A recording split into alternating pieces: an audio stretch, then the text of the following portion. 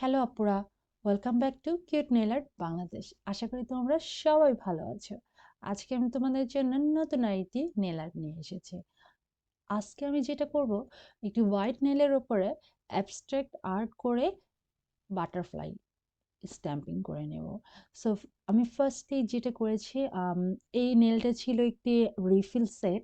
So ফার্স্টে আমি refill করে জেল পলিশ দিয়ে নিলাম হোয়াইট কালার।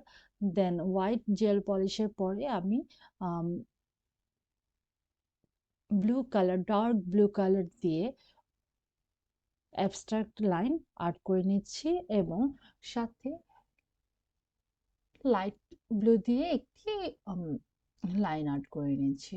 সো এই মেয়েটি খুবই পছন্দ করে এই টাইপ অফ আর্ট, সাথে বাটারফ্লাই তো তার চাই চাই।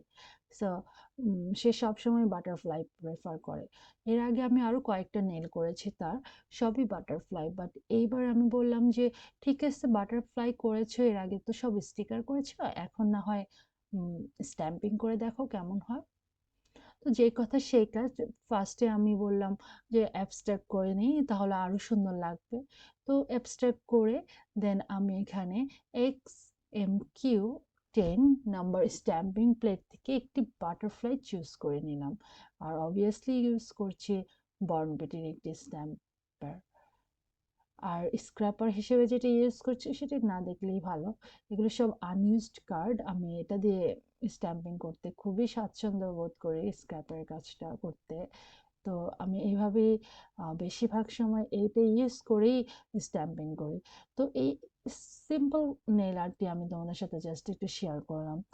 আসলে তোমাদের সাথে শেয়ার করতে ভালো লাগে বলেই শেয়ার করা, কিন্তু এটা তো তোমরা নিজেরাই পারবে, তারপরে জাস্ট শেয়ার করা।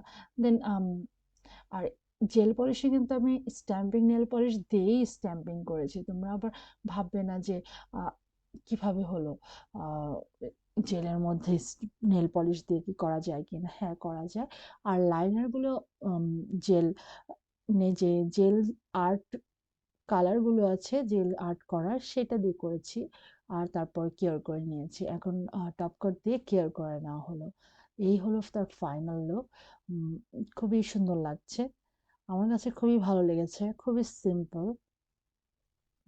সেও অনেক পছন্দ করেছে, তবে বারবার দেখছিল। তো এই ছিল আমার আজকে শর্ট এবং সিম্পল একটি নেল আর্ট। ভালো লাগলে শেয়ার করবে, লাইক করবে, কমেন্টস করবে। বাই, আল্লাহ হাফেজ, ভালো থাকবে।